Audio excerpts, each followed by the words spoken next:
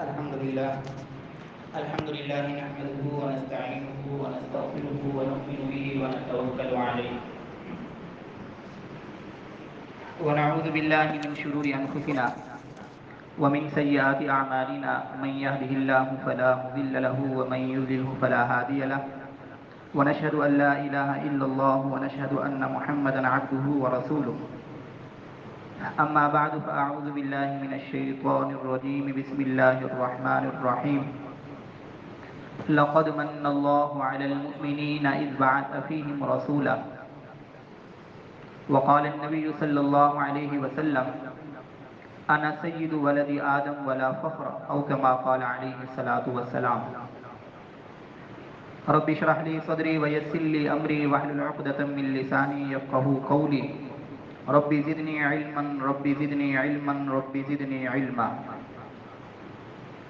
آج اللہ کے فضل سے 7واں سیشن ہے۔ چھٹے سیشن میں ہم شق صدر کا معاملہ یہاں تک ہم نے پڑھا، اور یہ بھی آپ نے پڑھا کہ شق صدر رسول اللہ صلی اللہ علیہ وسلم کو 4 مرتبہ کیا گیا۔ 4 مرتبہ حضور صلی اللہ علیہ وسلم کا سینہ مبارک چاک کیا گیا۔ پہلی مرتبہ جو ہوا وہ تقریباً 4 سال کی عمر میں حضرت اماں حلیمہ سعدیہ رضی اللہ عنہا کے پاس جب حضور زیر پرورش تھے اس وقت ہوا۔ یہاں تک واقعہ آپ نے پڑھا، اس کی حکمتیں کیا تھی وہ آپ نے پڑھی۔ اس شق صدر کے واقعے کے بعد آگے کے حالات آج ہم پڑھیں گے۔ ایک تو رسول اللہ صلی اللہ علیہ وسلم کی واپسی ہوئی اپنی والدہ کے پاس، پھر والدہ کا انتقال، پھر حضور علیہ الصلوۃ والسلام کا حضرت عبد المطلب کی زیر کفالت آنا اپنے دادا کے، پھر ان کا انتقال، پھر اس کے بعد ابو طالب کی زیر کفالت آنا جو کہ حضور علیہ الصلوۃ والسلام کے چچا تھے۔ حضرت ابو طالب کی زیر کفالت کچھ رسول اللہ صلی اللہ علیہ وسلم کے حالات ہم پڑھیں گے۔ تو جب حضرت اماں حلیمہ نے یہ کارگزاری سنی رسول اللہ صلی اللہ علیہ وسلم سے کہ حضور نے بتلایا کہ اس طرح 2 آدمی آئے اور انہوں نے آ کر میرا سینہ چاک کیا، یہ ساری کارگزاری سنی تو اماں حلیمہ سہم گئی، ڈر گئیں، اور خطرہ ہونے لگا کہ کہیں یہ جو امانت ہے، بڑی قیمتی امانت ہے، مجھ سے ضائع نہ ہو جائے۔ اس لیے فوراً رسول اللہ صلی اللہ علیہ وسلم کو مکہ واپس لے گئیں، حضرت آمنہ کے پاس، حضور کی والدہ کے پاس، اور حضور کی والدہ کو کارگزاری سنائی تو حضرت اماں آمنہ کو تھوڑا بھی تعجب نہ ہوا اس کارگزاری کے سننے کے بعد، کیونکہ حضرت اماں آمنہ فرمانے لگی کہ میں تو جس وقت یہ مبارک بچہ میرے پیٹ میں تھا، حمل سے تھی، اس وقت سے میں یہ ساری مبشرات دیکھ رہی ہوں، برکات اور رحمتیں دیکھ رہی ہوں، مجھے تو پہلے سے یقین ہے کہ یہ کوئی بڑی عظمتوں والا اور شانوں والا بچہ ہے۔ اس کے ساتھ ایک یہ کارگزاری آپ نے سنا دی تو میرے لیے انوکھی نہیں۔ بہرحال واپس دے کر چلی گئی حضرت اماں حلیمہ۔ رسول اللہ صلی اللہ علیہ وسلم کی عمر مبارک جب 6 سال ہوئی، 6 سال، اس وقت آپ علیہ الصلوۃ والسلام کی والدہ حضرت آمنہ کا انتقال ہو گیا۔ حضرت آمنہ ان دنوں میں رسول اللہ صلی اللہ علیہ وسلم کو لے کر مدینہ گئی تھی اپنے میکے۔ پہلے بھی شاید عرض کیا تھا کہ آپ علیہ الصلوۃ والسلام کا دریال مکی خاندان تھا، مکہ سے تعلق رکھتا تھا، اور رسول اللہ صلی اللہ علیہ وسلم کا جو ننھیال تھا وہ مدینہ سے تھا۔ یہ بھی اللہ کی طرف سے تکوینی نظام تھا، کیونکہ حضور نے ہجرت کر کے جانا تھا مدینہ کی طرف، تو پہلے ہی مناسبت جوڑ دی اللہ تبارک و تعالی نے۔ تو جب حضرت اماں آمنہ لے کر گئی رسول اللہ صلی اللہ علیہ وسلم کو ان کے ننھیال کی طرف، مدینہ کی طرف، وہاں کچھ دن گزارنے کے بعد واپس آ رہے تھے، ساتھ ایمن بھی تھی جو کہ حضرت اماں آمنہ کی کنیز تھی، ایمن، وہ بھی ساتھ تھی۔ مکہ اور مدینہ کے درمیان ایک جگہ ہے، اس کو ابوا کہا جاتا ہے، مین پہ نہیں ہے، اندر جا کے ہے ابوا کا علاقہ۔ اس جگہ پہ حضرت اماں آمنہ کا انتقال ہوا۔ اس قسم پرسی کی حالت میں، بے بسی کی حالت میں، جیسے بھی تدفین ہوئی ہوگی ہو گئی۔ اس کے بعد ایمن رسول اللہ صلی اللہ علیہ وسلم کو لے کر آتی ہیں اور حضرت عبد المطلب کے حوالے کرتی ہیں، سپرد کرتی ہیں۔ حضرت عبد المطلب نے 2 سال بڑی شفقت کے ساتھ، محبت کے ساتھ، اپنے بچوں سے بھی بڑھ کر رسول اللہ صلی اللہ علیہ وسلم کی پرورش فرمائی۔ حضور کے دادا تھے، اور روایات میں آتا ہے کہ کعبۃ اللہ کے سائے میں ایک بڑی مسند بنی ہوئی تھی جس پر عبد المطلب جا کر بیٹھتے تھے۔ उस मसनद पे किसी को बैठने की इजाज़त नहीं थी, हत्ता कि हज़रत अब्दुल मुत्तलिब के बेटों को भी बैठने की इजाज़त नहीं थी। लेकिन रसूलुल्लाह सल्लल्लाहु अलैहि वसल्लम बेतकल्लुफ़ वहाँ जाकर बैठ जाया करते थे।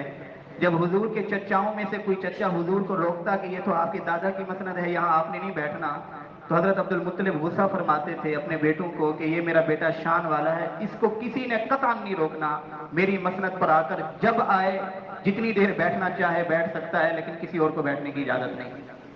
इस कदर एहतराम और इकराम फरमाया करते थे हज़रत अब्दुल मुत्तलिब रसूलुल्लाह सल्लल्लाहु अलैहि वसल्लम का। हज़रत अब्दुल मुत्तलिब 2 साल ही रसूलुल्लाह सल्लल्लाहु अलैहि वसल्लम की कफालत की कि जब हुजूर अलैहिस्सलातु वस्सलाम की उम्र मुबारक 8 साल हुई तो अब्दुल मुत्तलिब का साया भी उठ गया, वो भी इस दुनिया से रुखसत हुए। वफात के वक़्त अब्दुल मुत्तलिब ने अपने बेटे अबू तालिब को वसीयत फरमाई कि मैं ये आपकी कफालत में दे के जा रहा हूँ बच्चा, और आपने अपने बच्चों से बढ़कर इसके साथ प्यार करना है। और हकीकत ये है कि अबू तालिब ने अपने बच्चों से बढ़कर रसूलुल्लाह सल्लल्लाहु अलैहि वसल्लम की मुआवनत फरमाई, अपने बच्चों से बढ़कर। आप हैरान होंगे कि जितना प्रोटोकॉल अबू तालिब रसूलुल्लाह सल्लल्लाहु अलैहि वसल्लम को देते थे उतना अपने बच्चों को भी नहीं देते थे। और इस कदर हुजूर का एहतराम फरमाया करते थे कि जब तक हुजूर दस्तरखान पर तशरीफ नहीं ले आते थे तो अबू तालिब के घर में किसी को खाना खाने की इजाजत नहीं थी। फिर अबू तालिब खुद फरमाया करते थे, ये तो ऐसा मुबारक बच्चा है कि जब ये दस्तरखान पे आता है तो थोड़ा खाना भी ज्यादा हो जाता है, बच जाता है, और जब ये दस्तरखान पे नहीं आता तो ज्यादा खाने के अंदर भी बेबरकती हो जाती है। ये हुजूर अभी छोटे हैं कि हुजूर की वजह से बरकतें घर घर के अंदर हर फर्द आप अलैहिस्सलातु वस्सलाम की बरकत से मुस्तफीद हो रहा है। रिवायात में आता है कि अबू तालिब ज़ाहिर उस वक्त सरदार थे अब्दुल मुत्तलिब के जाने के बाद, और मुतवल्ली भी थे खाना काबा के। लोग जब अबू तालिब के पास किसी आजमाइश और मुसीबत के वक्त दुआ के लिए हाजिर होते थे कि आप हमारे लिए दुआ फरमाएं, तो अबू तालिब रसूलुल्लाह सल्लल्लाहु अलैहि वसल्लम से दुआ करवाया करते थे। रसूलुल्लाह सल्लल्लाहु अलैहि वसल्लम से एक मर्तबा मक्के में कहत पड़ गया, बड़ा सख्त कहत पड़ा, काफी अरसे से बारिश नहीं हो रही थी। लोग आए अबू तालिब की खिदमत में अर्ज करने लगे कि अबू तालिब है सरदार, हमारे लिए दुआ कर दीजिए कि अल्लाह तबारक व तआला इस कहत की मुसीबत से हमें निकाल दे, खुशहाली बारिश हो जाए, खुशहाली हो जाए, लोग भूखे मर रहे हैं, प्यासे मर रहे हैं। कि अबू तालिब रसूलुल्लाह सल्लल्लाहु अलैहि वसल्लम को लेकर चले गए काबतुल्लाह के साए में, मजमा भी साथ है, लोग भी साथ हैं कुरैश के। लिखा है किताबों के अंदर कि हुजूर अलैहिस्सलातु वस्सलाम की पुश्त मुबारक को काबतुल्लाह के साथ लगा दिया, और हुजूर अलैहिस्सलातु वस्सलाम से दरख्वास्त की अबू तालिब ने कि ऐ मेरे प्यारे बेटे, अल्लाह की बारगाह में दुआ कीजिए। किताबों में लिखा है कि हुजूर ने इस तरह हाथ उठाए और अपनी उंगलिश्ते शहादत, यानी अपनी इस शहादत की उंगली से आसमान की तरफ इशारा किया। अभी अपनी जबान खोली ही थी कि इस कदर बादल आए और इस कदर बारिश हुई कि हर तरफ नदी नाले बहने लगे। ये नबूवत से पहले के वाक़यात हैं कि रसूलुल्लाह सल्लल्लाहु अलैहि वसल्लम की जबान से जो दुआ निकलती थी अल्लाह तबारक व तआला उसको रद्द नहीं फरमाते थे, रद्द नहीं फरमाते थे। यानी अबू तालिब भी दुआ हुजूर से कराया करते थे। बहरहाल बड़ी शफ़क़तें और मोहब्बतें हज़रत अबू तालिब ने दी, रसूलुल्लाह सल्लल्लाहु अलैहि वसल्लम को अपनी औलाद से बढ़कर दी। इसलिए वो शेर कहा करते थे अबू तालिब रसूलुल्लाह सल्लल्लाहु अलैहि वसल्लम की शान में कहा करते थे कि वह अबयद युस्तक़ल गमाम बिवजहिही समालुल यतामा इस्मतुल लिल अरामिली, कि ये तो वो मुबारक चेहरे वाला बच्चा है कि जिसके चेहरे की बरकत से लोग बारिश तलब करते हैं। यानी जिसके चेहरे की बरकत से, जिसके चेहरे की रोशनी से, जिसके चेहरे के सदके से लोगों को बारिश मिलती है, बारिश मिलती है। समालुल यतामा जो यतीमों का सहारा है, और इस्मतुल लिल अरामिली जो बेवाओं का, और ऐसी औरतें जो बेकस हैं और बेसहारा हैं उनके लिए मावा और मलजा बन के आया है। ये शेर अबू तालिब रसूलुल्लाह सल्लल्लाहु अलैहि वसल्लम के लिए उस वक्त कहा करते थे जब आप अलैहिस्सलातु वस्सलाम की उम्र 10-12 साल थी। यानी हुजूर के बारे में शेर कहा जा रहा है कि ये यतीमों का सहारा बन के आए हैं, ये गरीबों के लिए सहारा बन के आए हैं, ये बेवाओं के लिए मलजा और मावा बन के आए हैं। इसी अबू तालिब की कफालत के दौरान जब आप अलैहिस्सलातु वस्सलाम की उम्र मुबारक 12 साल हुई तो अबू तालिब ने इरादा किया मुल्क शाम जाने का। तिजारती सफर हुआ करते थे उस वक्त, कुरैश मक्का के कुछ अफराद जाया करते थे अपना सामान लेकर शाम की तरफ, वहां तिजारत किया करते थे। तो अबू तालिब ने भी जाने का इरादा किया। अव्वल अब तो ये इरादा हुआ कि इस बच्चे को साथ लेकर नहीं जाना, क्योंकि सफर की मुशक्कत है, परेशानी ना हो, इस बच्चे को तकलीफ ना पहुंचे। کتابوں میں لکھا ہے کہ جس وقت روانگی کا وقت آیا تو ابو طالب نے دیکھا کہ رسول اللہ صلی اللہ علیہ وسلم کا چہرہ مبارک حزین ہے، غمگین ہے۔ رسول اللہ صلی اللہ علیہ وسلم کی منشا ہے کہ میں نے بھی ساتھ جانا ہے، اصرار کر رہے ہیں۔ ابو طالب نے پہلے تو کہا کہ آپ ساتھ نہ جائیں، سفر کی مشقت ہوگی۔ جب جانے لگے تو حضور علیہ الصلوۃ والسلام نے ان کے دامن کو پکڑ لیا، قمیض کو پکڑ لیا کہ میں نے بھی ساتھ جانا ہے۔ فأخذ بثوبه، آخر ابو طالب راضی ہو گئے اور سفر کے اندر آپ علیہ الصلوۃ والسلام کو بھی شریک فرمایا۔ یہ ملک شام کا سفر تھا۔ سیرت کی کتابوں کے اندر اسی سفر کا ذکر ہے۔ پہلا سفر رسول اللہ صلی اللہ علیہ وسلم کا ملک شام کا تقریباً 12 سال کی عمر میں ہوا، ابو طالب کی قیادت میں، اور یہ تجارتی قافلہ تھا۔ یہ پہلا سفر ہے۔ اسی سفر کے اندر بحیرہ راہب سے ملاقات ہوئی۔ بحیرہ راہب، جب یہ قافلہ پہنچا بصرہ کے مقام پر، اس وقت ایک راہب آیا باہر جس کا نام جرجیس تھا، اور یہ مشہور تھا بحیرہ راہب کے نام سے۔ راہب کہتے ہیں اس شخص کو کہ جس نے رہبانیت اختیار کی ہو۔ آپ نے یہ بارہا لفظ سنا ہوگا راہب کا، کہ یہودیوں میں اور عیسائیوں میں بڑے بڑے راہب ہوا کرتے تھے۔ راہب کا مطلب ہوتا ہے کہ کوئی شخص اپنے بیوی بچوں کو چھوڑ کر، اپنے خاندان کو چھوڑ کر، معاشرے کو چھوڑ کر، معاشرت، سماجی ذمہ داریاں، معاشی ذمہ داریاں سب سے کٹ آف ہو کر وہ کسی گوشے میں چلا جائے، کسی جنگل میں چلا جائے، کسی خلوت میں چلا جائے، اور اس کے جانے کا مقصد یہ ہو کہ تمام تعلقات ختم کر کے میں کسی گوشے میں جا کر صرف ریاضت کروں، عبادت کروں اور اللہ کا قرب حاصل کروں۔ یہ اس وقت کیا کرتے تھے لوگ، ان کو راہب کہا جاتا تھا، ان کو راہب کہا جاتا تھا۔ لیکن رسول اللہ صلی اللہ علیہ وسلم نے مسلمانوں کے لیے اسلام کے اندر رہبانیت کو پسند نہیں فرمایا۔ اسلام کے اندر رہبانیت پسند نہیں، یعنی کوئی شخص اگر اپنے بیوی بچوں کو چھوڑ کر، اپنے معاشرے کے افراد کو، خاندان کو چھوڑ کر اگر وہ کسی حجرے میں بیٹھ جاتا ہے، وہ کہتا ہے میں صرف یہاں اللہ اللہ کروں گا اور دنیا میں نہیں جاؤں گا، بازار میں نہیں جاؤں گا، لوگوں کے پاس نہیں جاؤں گا، خوشی غمی میں شریک نہیں ہوں گا، صرف اللہ اللہ کر کے بس میں نے اللہ کا قرب حاصل کرنا ہے، رسول اللہ صلی اللہ علیہ وسلم نے اس رہبانیت کی نفی فرمائی ہے۔ لا رہبانیت فی الاسلام، اسلام کے اندر کوئی رہبانیت نہیں، بلکہ اسلام تو تمہیں کہتا ہے کہ تم بیوی بچوں میں رہو، کاروبار میں رہو، تجارت میں جاؤ، تم جا کر سیاست کرو، تم نظام عدل کو سنبھالو، تم ہواؤں کو مسخر کرو، سائنس کے میدان کے اندر ترقی حاصل کرو، یعنی جتنی کچھ ترقیاں کر سکتے ہو کرو۔ اسلام اس کی حوصلہ افزائی کرتا ہے، یہ بات ذہن میں رکھیے۔ لیکن اسلام کہتا ہے کہ دنیا کو مسخر کر لو، پوری دنیا کے اندر گھوم جاؤ، پوری دنیا کے اندر پھیل جاؤ، لوگوں کو اسلام کی دعوت دو، خوشی کے اندر شریک ہو، غمی کے اندر شریک ہو، لوگوں کی مصیبت کو اپنی مصیبت سمجھو، لیکن اسلام کی چھتری کے نیچے، اسلام کی تعلیمات کے مطابق، اسلام نے جو تعلیمات دی ہے اسی کی روشنی کے اندر لوگوں میں گھل مل جاؤ۔ یہ اسلام کی تعلیمات ہیں۔ اس لیے اسلام رہبانیت کو پسند نہیں کرتا، رہبانیت کو، یعنی آج کے دور کے اندر اگر کوئی بندہ بیوی بچوں سے ہٹ کر، معاشرے سے ہٹ کر صرف گوشے میں بیٹھ کے، کسی حجرے میں بیٹھ کے اللہ اللہ کر رہا ہے، تو اللہ اور اس کے رسول کی نگاہ کے اندر یہ کوئی مقبول عمل نہیں ہے، یہ بات ذہن میں رکھیے۔ اگر یہ مقبول عمل ہوتا تو حضور ساری زندگی حجرے میں بیٹھے رہتے، حضور نہ نکلتے۔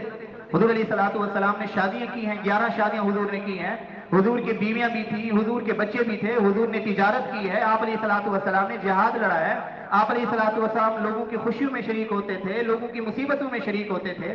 یہ مجھے اور آپ کو تعلیم دی گئی ہے کہ رہبانیت پچھلے ادوار کے اندر عیسائیت میں، یہودیت میں ایک محبوب عمل تھا، لیکن اسلام کے اندر رہبانیت کوئی محبوب عمل نہیں، بلکہ رہبانیت ہے ہی نہیں سرے سے۔ میں تو کہا کرتا ہوں کہ اسلام نے شریعت کے نام پر بھی رہبانیت کو پسند نہیں کیا کہ کوئی اللہ کا قرب حاصل کرنے کے لیے گوشہ نشین ہو جائے، اللہ کا قرب حاصل کرنے کے لیے گوشہ نشین ہو جائے، اسلام نے اس کو پسند نہیں کیا۔ آج کی جدید رہبانیت، آپ حیران ہوں گے کہ ہم میں سے معاشرے کے تقریباً 80% لوگ، بلکہ اس سے بھی بڑھ کر سارے کے سارے راہب بن چکے ہیں آج کے دور میں۔ 21ویں صدی کے آج کے معاشرے کے اندر رہنے والے 80% سے زیادہ لوگ راہب بن چکے ہیں، رہبانیت اختیار کر چکے ہیں۔ اب آپ حیران ہوں گے، ہمیں تو کوئی نظر نہیں آتا جو حجرے میں بیٹھ کر اللہ اللہ کر رہا ہو، بیوی بچوں سے کٹ کر وہ صرف اور صرف تسبیح چلا رہا ہو، نماز پڑھ رہا ہو، ہمیں تو کوئی نظر نہیں آ رہا۔ آپ کیسے کہہ رہے ہیں کہ 80% سے زیادہ لوگ راہب ہو چکے ہیں؟ میں کہہ رہا ہوں کہ جدید رہبانیت آ چکی ہے، جدید رہبانیت۔ جدید رہبانیت کیا ہے کہ ہم شریعت کے نام پر یا اللہ کے قرب کے نام پر تو الگ نہیں ہو رہے ہیں معاشرے سے۔ یہ جو ہمارے پاس موبائل ہے، اس موبائل کے ذریعے میں اور آپ راہب بن چکے ہیں، راہب، یعنی اس موبائل کے ذریعے میں اور آپ پوری دنیا سے تو کنیکٹ ہو چکے ہیں، پوری دنیا سے سوشل ہو چکے ہیں، لیکن یہی شخص جو پوری دنیا سے گھر کے کمرے میں اپنے بیڈ پر سوئے ہوئے پوری دنیا سے ساری رات کنیکٹ رہتا ہے یا دن کو کنیکٹ رہتا ہے، یہی شخص گھر کا یہی فرد اپنے والدین سے دور ہے، بیوی بچوں سے دور ہے، بہن بھائیوں سے دور ہے۔ اسے کوئی احساس نہیں کہ میرے والدین کس مصیبت کا شکار ہیں، اسے کوئی احساس نہیں کہ میرے بہن بھائی کس مصیبت سے گزر رہے ہیں۔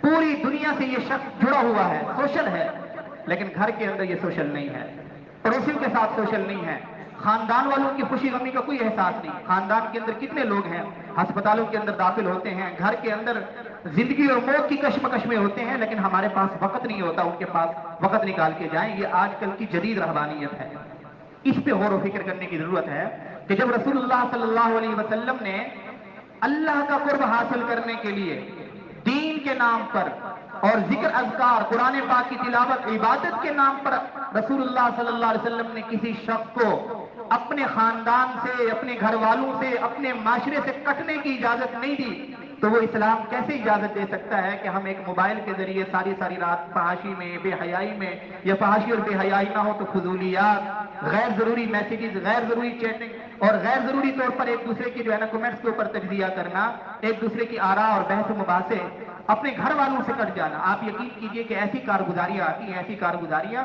کہ والد آ کے روتے ہیں کہ کتنے سال ہو گئے ہیں کہ بیٹا میرا قریب آ کر بیٹھا ہی نہیں ہے میرے ساتھ، کتنے سال گزر گئے ہیں، میرے بیٹے کے پاس اتنا وقت نہیں کہ وہ میرے پاس آ کر بیٹھے، حالانکہ ساتھ والے کمرے میں موجود ہوتا ہے۔ یہ آج کی جدید رہبانیت ہے۔ کیسے اسلام اس کو برداشت کر سکتا ہے کہ انسان اپنے والدین سے دور ہو جائے، بیوی بچوں سے دور ہو جائے اور اپنے خاندان سے دور ہو جائے، اس کی غمی میں، اس کی مصیبت میں اس کا سہارا نہ بنے؟ یہ اسلام نہیں برداشت کر سکتا۔ بہرحال اس رہبانیت کو بھی ختم کرنا ہوگا۔ یہ راہب کا میں نے آپ کو تھوڑا سا جو ہے نا راہب کی تفصیل بتائی ہے۔ وہ راہب تھا بصرہ کے مقام پر، اس نے آ کر دیکھا، کافی عرصے بعد وہ اپنے گرجے سے نکلا، گرجے سے جو عبادت گاہ ہوتی ہے ان کی، پہلے کبھی نہیں نکلا تھا۔ اس وقت جب یہ قریش کا قافلہ پہنچا جس میں ابو طالب بھی تھے، رسول اللہ صلی اللہ علیہ وسلم بھی تھے، اور بھی افراد تھے، اس وقت نکلا اور بڑے تجسس کی نگاہ سے قافلے کے ہر فرد کو دیکھنے لگا۔ جیسے ہی رسول اللہ صلی اللہ علیہ وسلم کے اوپر اس کی نظر پڑی، اور حضور کی عمر اس وقت 12-13 سال ہے، جیسے ہی رسول اللہ صلی اللہ علیہ وسلم کی نظر پڑی، چیخنے لگا، چلانے لگا، اور آپ علیہ الصلوۃ والسلام کی کلائی کو پکڑ لیا، کلائی کو پکڑ کر کہنے لگا، تمام قافلے والوں کو متوجہ ہو کر کہنے لگا، ھذا سید العالمین وھذا رسول رب العالمین یبعثہ اللہ رحمۃ للعالمین۔ یہی وہ شخص ہے، یہی وہ نوجوان ہے جسے اللہ تبارک و تعالی نے پورے جہانوں کا سردار بنایا ہے، یہی وہ شخص ہے، یہی وہ نوجوان ہے جسے اللہ تبارک و تعالی نے تمام انبیاء کا سردار بنایا ہے، یہی وہ شخص ہے جسے اللہ تبارک و تعالی رحمت للعالمین بنا کر مبعوث فرمائیں گے۔ سارے قافلے والے حیران کہ یہ کیا کہہ رہا ہے کہ یہ رحمت للعالمین بن کے آئے گا، پوری انسانیت کا سردار ہے۔ قافلے والے حیران ہیں۔ بہرحال اس نے کہا کہ یہ ہماری کتابوں کے اندر جو ہم نے علامات پڑھی ہیں آخری نبی کی، وہ یہی نبی رحمت ہے، اور میں یقین کے ساتھ کہہ رہا ہوں۔ قریش والوں نے پوچھا کہ آپ کو کیسے یقین ہو گیا کہ یہ نوجوان آخری نبی ہے اور تمام جہانوں کا سردار ہے اور تمام جہانوں کے لیے رحمت بن کے آیا ہے؟ اس نے کہا کہ میں نے اپنی آنکھوں سے دیکھا ہے کہ جب آپ کا قافلہ دور سے آ رہا تھا، اور ہم نے اپنی کتابوں میں پڑھا ہوا ہے، ہمیں معلوم ہے کہ اس تاریخ کو، اس دن کو قریش کا ایک قافلہ آئے گا، اسی کے اندر یہ پیغمبر بھی ہوگا، اس کی عمر یہ ہوگی۔ اس نے کہا کہ جب میں نے دیکھا، دور سے دیکھا، آج میں تجسس میں تھا کہ یہ قافلہ کب آ رہا ہے، اور میں دور سے کھڑا ہو کر دیکھ رہا تھا، میں دیکھ رہا تھا جہاں جہاں سے یہ قافلہ گزر رہا تھا، وہاں سے جتنے بھی شجر و حجر تھے، یعنی جتنے بھی درخت تھے اور جتنے ہی پتھر تھے، وہ سارے کے سارے جھک کر سجدہ کر رہے تھے۔ تم نے نہیں غور کیا، میں نے غور کیا ہے۔ اور اس نے کہا کہ میں یقین کے ساتھ کہہ سکتا ہوں کہ سجدہ پتھر ہو یا درخت ہو، نبی کے علاوہ کسی کو سجدہ نہیں کر سکتے، یعنی سجدہ تعظیمی مراد ہے، سجدہ عبادت مراد نہیں۔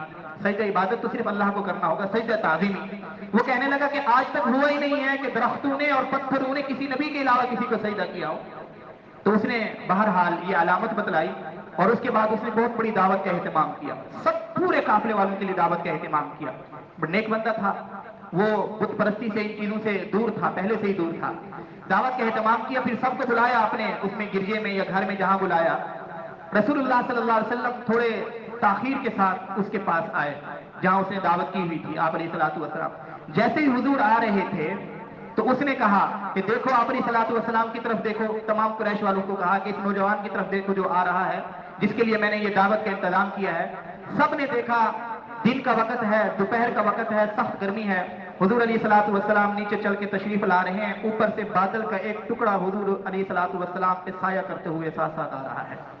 उसने कहा कि अब देखो मैंने जो कहा था बशारत पूरी हो रही नहीं हो रही, तुम में से किसी के ऊपर तो बादल साया नहीं कर रहा, बादल का टुकड़ा इस नौजवान के साथ है। फिर हदीस की किताबों के अंदर लिखा है, सीरत की किताबों के अंदर, रसूलुल्लाह सल्लल्लाहु अलैहि वसल्लम आते ही बैठ गए, मजमे के साथ बिल्कुल आखिर में बैठ गए। जिस जगह पे हुजूर बैठे थे वहां किसी किस्म का साया मौजूद नहीं था। जैसे ही हुजूर बैठे तो एक दरख्त था थोड़ा दूर, आप अलैहिस्सलातु वस्सलाम जैसे बैठे बादल तो खत्म हो गया, वो दरख्त करीब हो गया और दरख्त की टहनी आप अलैहिस्सलातु वस्सलाम पे छुप गई साया देने के लिए। ये सारी की सारी अलामतें 12-13 साल की उम्र में उन लोगों ने मुशाहदा की। फिर उसने कहा, दावत का इंतजाम किया। दावत करने के बाद उसने कहा कि मेरी राय ये है, मैं ये मशवरा दूंगा, यहाँ कौन इसके साथ सरपरस्त आया है? अबू तालिब ने कहा कि मैं आया हूँ, ये मेरा बेटा है। उसने कहा बेटा तो नहीं हो सकता, यानी अरब तो कह देते हैं ना अपने भतीजे को भी इंसान, यहाँ भी हम बेटा कह देते हैं भतीजे को। वो कहते हैं ये नहीं हो सकता कि ये आपका बेटा हो, फिर तो हम झूठे होते हैं। हमने तो किताबों के अंदर पढ़ा है कि जो आखिरी नबी आएगा उसका वालिद इस दुनिया से जा चुका होगा।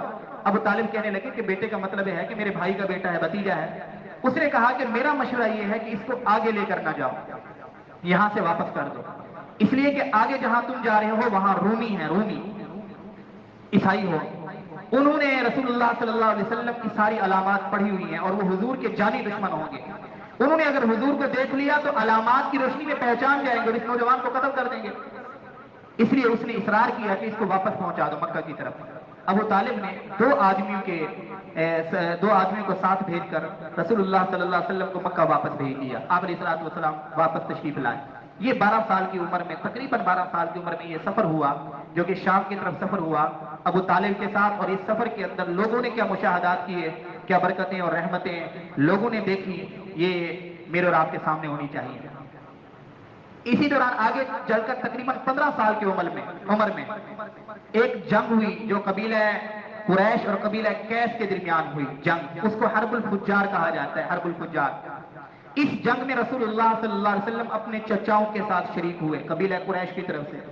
लेकिन अल्लाह तबारक व तआला ने ऐसी हिफाजत फरमाई कि आपस में तो फरीक लड़ते रहे, लेकिन रसूलुल्लाह सल्लल्लाहु अलैहि वसल्लम इस जंग के अंदर किसी किस्म का, हुजूर अलैहिस्सलातु वस्सलाम ने किसी पर हाथ नहीं उठाया, किसी के ऊपर जुल्म और ताती नहीं की। इसलिए कि हुजूर तो जो पैगाम लेकर आने था, हुजूर ने जो दावत लेकर आनी थी, हुजूर जो शरीयत लेकर आ रहे थे, उस शरीयत के अंदर तो क्या था कि आपने किसी के ऊपर जुल्म और ताती नहीं करनी।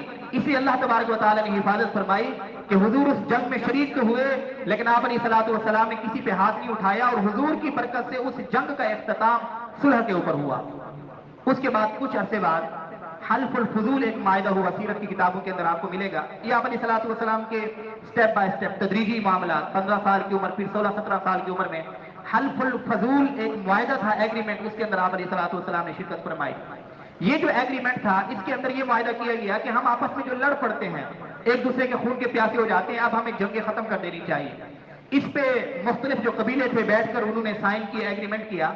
इसको कहा जाता है हल्फुल फजूल। फजूल जमा है फजल की, क्योंकि इस एग्रीमेंट को जो लिखने वाले 3 अफराद थे, तीनों का नाम फजल था। फजल इब्न फुजाला, फजल इब्न वदा और फजल इब्न हारिस। ये 3 फजल नाम के लोग थे जिन्होंने इस मुआहदे को लिखा।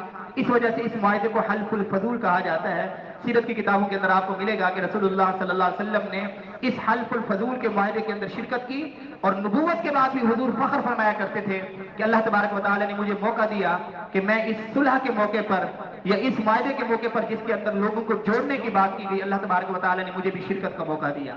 इसका मतलब है कि लोगों की सुलह सफाई के लिए जाना और लोगों के अंदर जोड़ पैदा करने के लिए कोशिश करना, ये बहुत बड़ी नेकी है। अच्छा, इसी दौरान अबू तालिब बूढ़े हो गए। रसूलुल्लाह सल्लल्लाहु अलैहि वसल्लम को फिक्र दामनगीर हुई कि मेरे जो चचा अबू तालिब हैं, जो मेरी कफालत कर रहे हैं, माली तौर पे तो बड़े कमजोर हैं, अब इनको सहारे की जरूरत है। आप अलैहिस्सलातु वस्सलाम ने इसरार किया चचा को, मैं बकरियां चराता हूं ताकि बकरियों के चराने के मुआवजे में मुझे कुछ पैसे मिल जाया करेंगे, उससे आपका माशी सर्कल चलता रहेगा। अबू तालिब ने अवलन तो इजाजत नहीं दी, उन्होंने कहा कि नहीं, अल्लाह ताला इंतजाम फरमाएंगे, आप इस काम में ना जाए, आप बड़े कीमती हैं। लेकिन हुजूर अलैहिस्सलातु वस्सलाम ने इसरार फरमाया। अब बज़ाहिर तो ये इसरार फरमाया और एक मजबूरी के तहत आप अलैहिस्सलातु वस्सलाम ने बकरियां चराना शुरू की, लेकिन अहादीस के मुताले से मालूम होता है कि ये अल्लाह की तरफ से एक तकवीनी अमर होता है कि अल्लाह तबारक व तआला ने तमाम अंबिया से ये खिदमत ली है। तमाम अंबिया से कोई नबी भी ऐसा नहीं आया कि जिसने बकरियां चराई हो, कोई नबी भी ऐसा नहीं आया।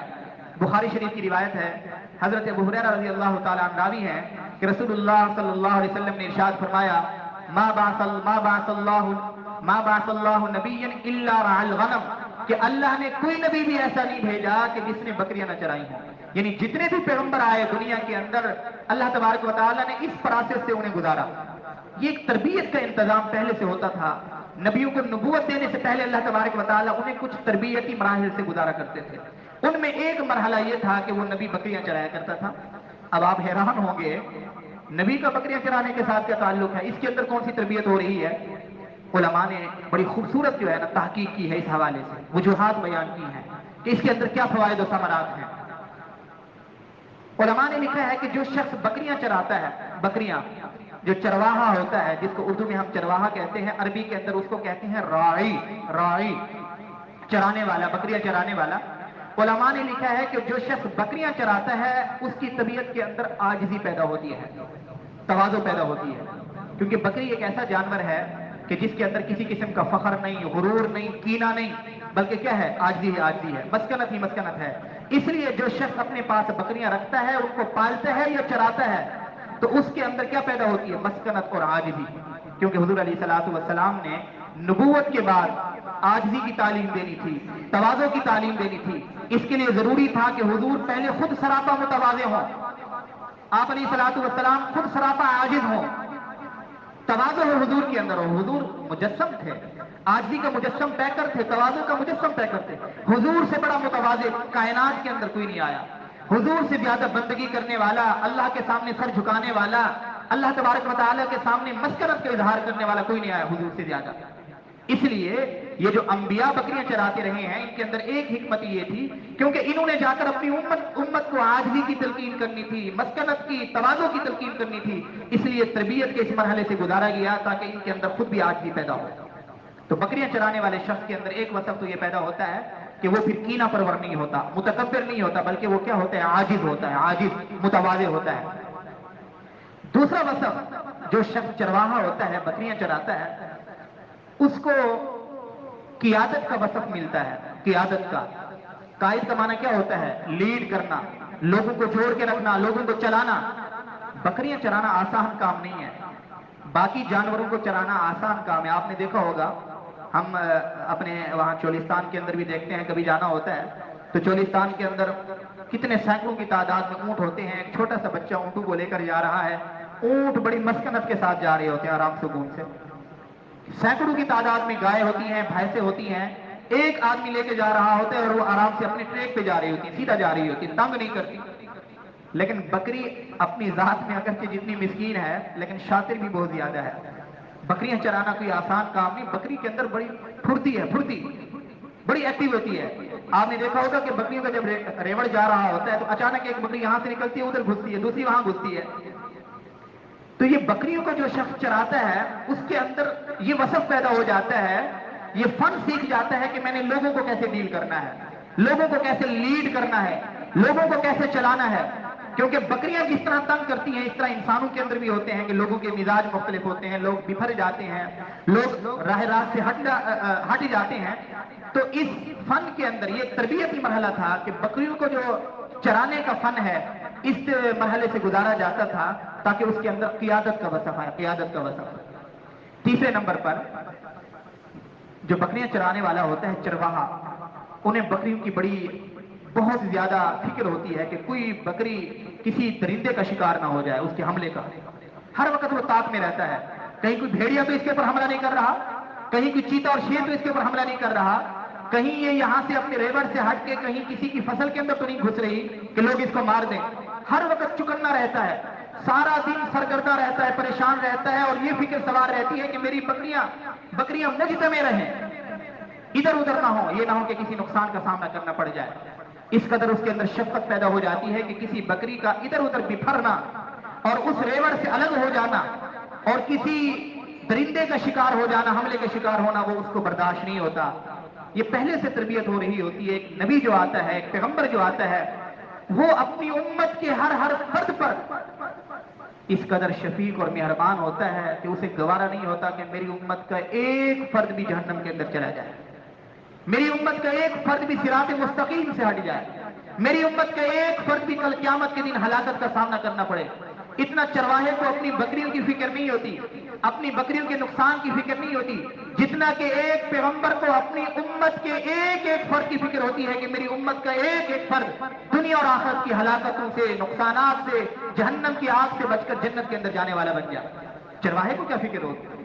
چرواہے کو کوئی فکر نہیں، حتیٰ کہ ماں باپ کو بھی اس قدر شفقت اپنی اولاد سے نہیں ہوتی جس قدر شفقت ایک پیغمبر کو اپنی امت کے ایک ادنا سا فرد، یہ نہیں ہے کہ کسی متقی کے بارے میں، نمازی کے نہیں، کافر کے بارے میں بھی، کافر امتی کے اندر جو کافر بھی ہیں، کافر افراد، ایک پیغمبر کو اپنی امت کے کافر فرد کے بارے میں جتنی فکر ہوتی ہے، جس قدر شفقت اور ہمدردی ایک پیغمبر کے دل کے اندر اپنی امت کے کافر فرد کے لیے ہوتی ہے، یقین جانیے کہ اس کا ہزارواں حصہ بھی ایک والد کے لیے، اس کی اپنی اولاد کے لیے نہیں ہوتی محبت، ہزارواں حصہ بھی۔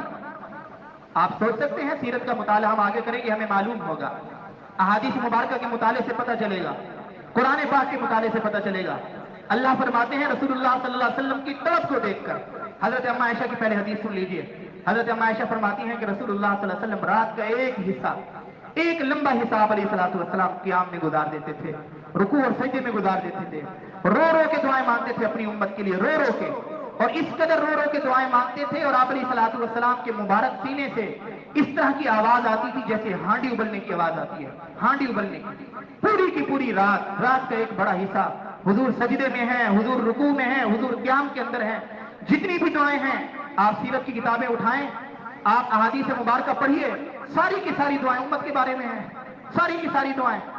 اپنے بیوی بچوں کے بارے میں، اپنی ذات کے بارے میں بہت کم نظر آئیں گی، میرے اور آپ کے بارے میں ساری دعائیں ہیں۔ اے اللہ میری امت کو جہنم کی آگ سے بچا، اے اللہ میری امت کو فتنوں سے بچا، اے اللہ میری امت کو دجال سے بچا، اے اللہ میری امت کو کفر سے بچا، اے اللہ میری امت کو شرک سے بچا۔ یعنی ایک ایک آپ دعا اٹھائیں گے تو آپ کو معلوم ہوگا، ایک بیٹے کو معلوم ہوگا کہ اس قدر دعائیں تو میرے لیے میری والدہ نہیں کرتی، میرا باپ نہیں کرتا، جس قدر دعائیں 1450 سال پہلے میرا نبی میرے اور آپ کے لیے کر کے گیا ہے، 1450 سال پہلے۔ یہ کوئی رسمی نہیں تھا، اور میں کوئی مبالغہ بھی نہیں کر رہا۔ آپ شاید کسی کے ذہن میں آ رہا ہو کہ شاید یہ مبالغہ نہیں ہے۔ جتنا میں بیان کر رہا ہوں اس سے کئی گنا زیادہ حضور میری اور آپ کی فکر کیا کرتے تھے، کئی گنا زیادہ۔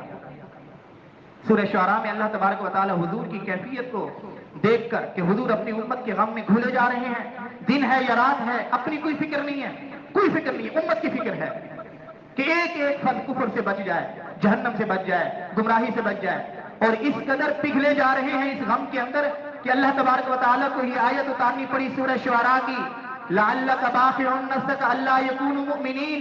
اے پیغمبر یہ ایمان نہیں لا رہے یہ لوگ، اس فکر میں آپ اپنے آپ کو ختم کر دیں گے، اپنی جان سے ہاتھ دھو بیٹھیں گے۔ تھوڑا سا جو ہے نا کیا کریں، فکر کم کریں۔ جن کی ہدایت میں ہم نے ہدایت لکھ دی ہے، جن کی قسمت میں ان کو ہدایت ملے گی، یعنی اللہ دلاسا دے رہے ہیں، اللہ تسلی دے رہے ہیں کہ اے میرے محبوب اپنی امت کی اس قدر فکر نہ کرو، اس قدر فکر نہ کرو۔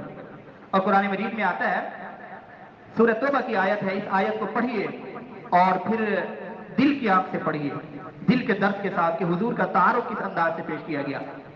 آپ علیہ السلام کے کچھ اوصاف بیان کیے گئے سورہ توبہ کی آیت میں، وہ آیت ہر وقت میرے اور آپ کے سامنے ہونی چاہیے۔ اللہ فرماتے ہیں لقد جاءکم رسول من انفسکم عزیز، اے لوگو ہم نے ایک رسول بھیجا جو تم میں سے ہے، لقد جاءکم رسول من انفسکم عزیز علیہ ما عنتم، ایسا شفیق پیغمبر بھیجا ہے کہ اس کے لیے تمہارا مشقت میں پڑنا بڑا گراں گزرتا ہے۔ ہر وقت اس پیغمبر کو، میرے محبوب کو یہ فکر ہے کہ اے اللہ میری امت کو مشقت سے بچا، اے اللہ میری امت کو تکلیف سے بچا، اے اللہ میری امت کو فتنوں سے بچا، اے اللہ میری امت کو آزمائش۔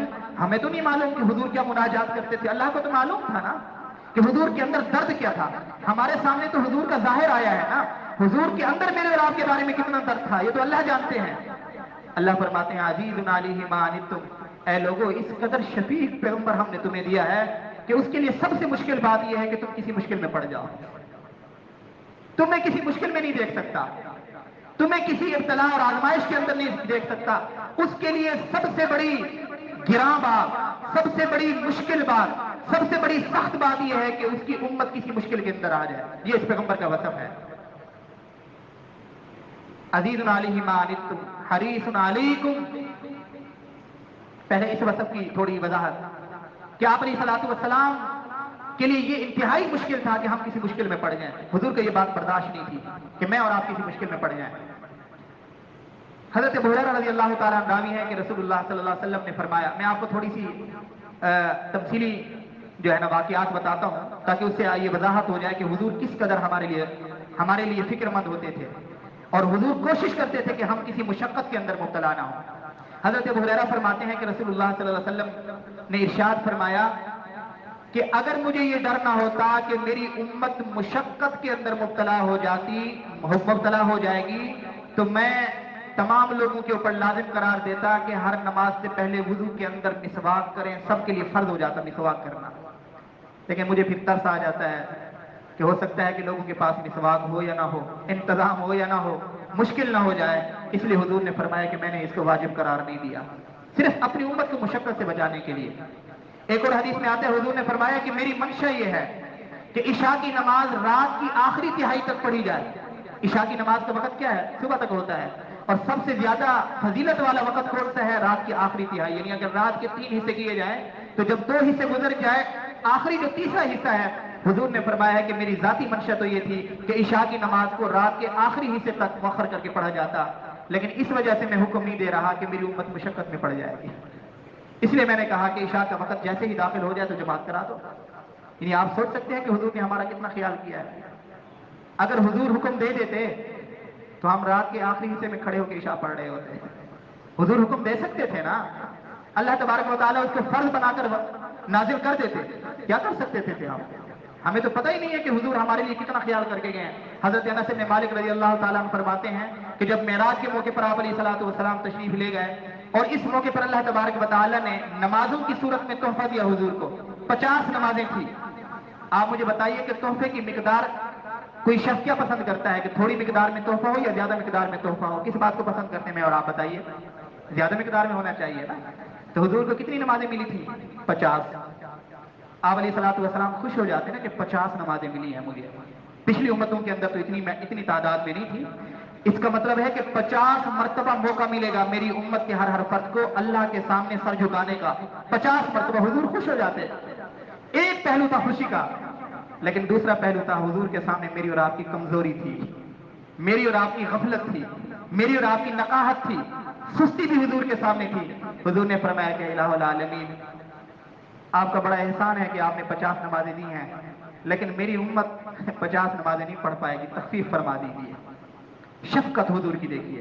45 کر دی گئی. حضور نے فرمایا کہ نہیں الہ العالمین، اس سے بھی کم فرما دیجیے. 45 بھی نہیں ادا کر پائے گی. 40 ہوئی، 35 ہوئی، 30 ہوئی، 25 ہوئی، 20 ہوئی، 15 ہوئی، 10 ہوئی. آخری میں سفر میں جا کے آخری مرتبہ جا کے پھر کتنی ہوئی؟ 5. اب حضور نے فرمایا کہ اے الہ العالمین، اب مجھے شرم آ رہی ہے کہ 5 سے بھی کم کرواؤں.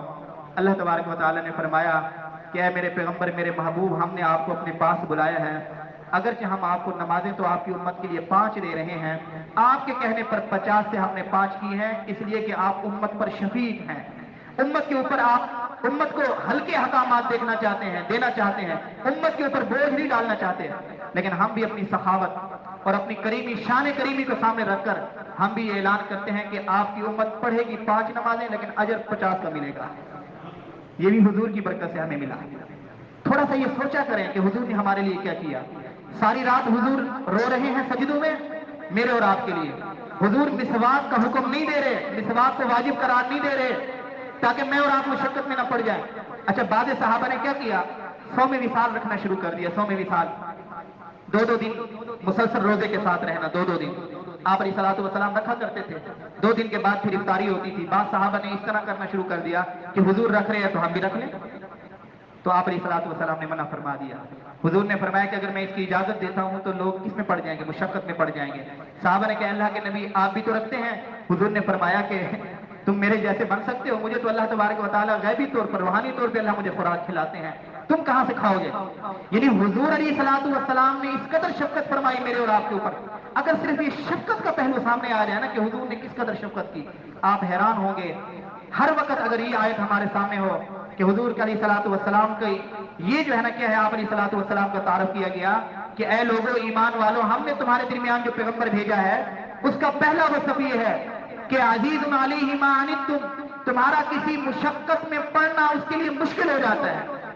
اس کے اوपर گراں گزرتا ہے کہ میری امت کسی مشقت میں نہ پڑے. ہر وقت اس جستجو میں ہوتے ہیں کہ کسی طرح میری امت کے لیے آسانی پیدا کر دی جائے. حریص علیکم بالمؤمنین. اچھا وہ حریص ہیں، حضور کو کس چیز کی حرص تھی؟ مال کی، دولت کی، منصب کی، عہدے کی؟ نہیں، بلکہ آپ علیہ الصلوۃ والسلام کے بارے میں فرمایا جا رہا ہے حریص علیکم، تمہارے آخرت کے حریص ہیں کہ تم جہنم سے بچ جاؤ، جنت میں جانے والے بن جاؤ. تمہارے ایمان کے حریص، تمہاری ہدایت کے حریص، تمہاری کامیابی کے حریص ہیں. حضور سے زیادہ کوئی حریص نہیں. اتنا کوئی باپ اپنی بیٹے کی ہدایت کے بارے میں فکر مند نہیں ہوتا، جنت کے بارے میں فکر مند نہیں ہوتا، جتنا حضور اپنی امت کے ایک ایک فرد کے بارے میں. ایک حدیث سنیے پھر اس کے بعد ختم کرتے ہیں.